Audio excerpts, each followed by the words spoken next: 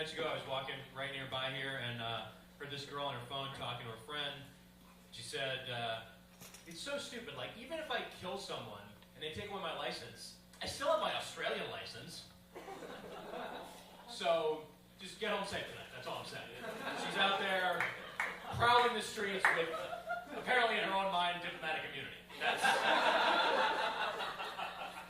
Somehow I doubt if she actually did go on a vehicular rampage, she wouldn't just be able to flash her Aussie license at the judge and skip back to Oz. But anyway, just be careful. That's all I'm saying.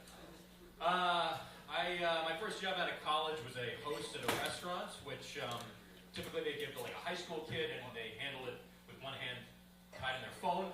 And for me, as a, at the time, 23-year-old college graduate, I was terrible. I couldn't handle it.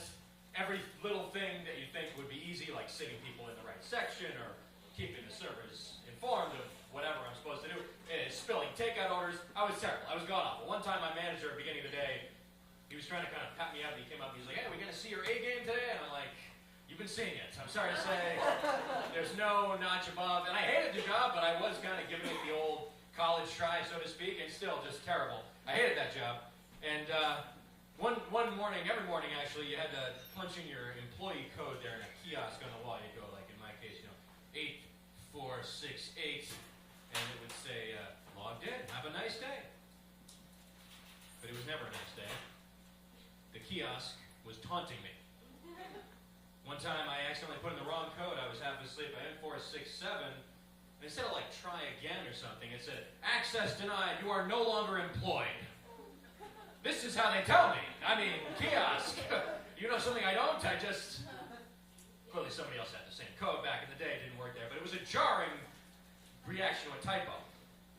One time, 8468. Nice shirt, asshole. Hey, kiosk! I thought we were friends. The kiosk, folks, he didn't have a good word for me. Not in that case. But, yeah, this restaurant, they call it Comfortable American Cuisine, which basically meant you could charge $18 for meatloaf. It wasn't that great. I tell you what food I do like, though, the Chinese food. You folks like the Chinese food? Huh? Let me tell you, if you like food, you'll love Chinese food, okay? I always say, the Chinese make it a good food, huh? And the best thing about it, well, one of the great things, at the end of the meal, you get a fortune cookie. Bellissimo, the fortune cookie. Only cookie that tells you your fortune. And it's really not even a cookie. That's charitable. It's more of a wafer. But an entertaining one, thanks to that fortune. I mean, even if you're not going to eat it, you got to at least read your fortune, right? Everybody does this, except my dad, who always used to say when I was growing up, he would refuse to open it because he liked to say, I make my own fortune. So he had his own business. He was a go-getter. That's all well and good for him. But I'm like 5 years old, and now it's like, what, just because I want a cookie, I'm a sheep? I'm not a free thinker like you, Dad. We're just trying to have a nice end of dinner. I know you're an entrepreneur, but I want a cookie, that's all.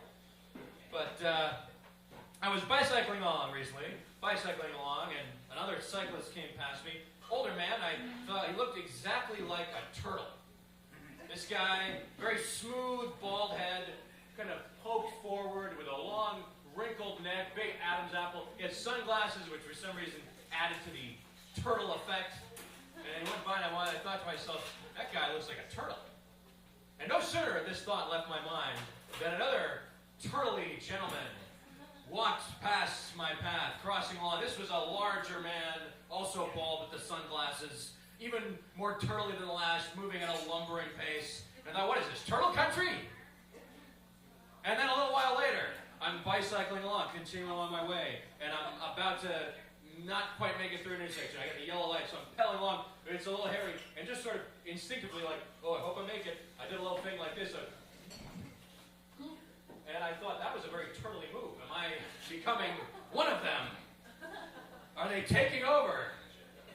Beware the turtling, folks. That's my point. Beware the turtling. It is upon us. The turtling is nigh. The turtling is nigh.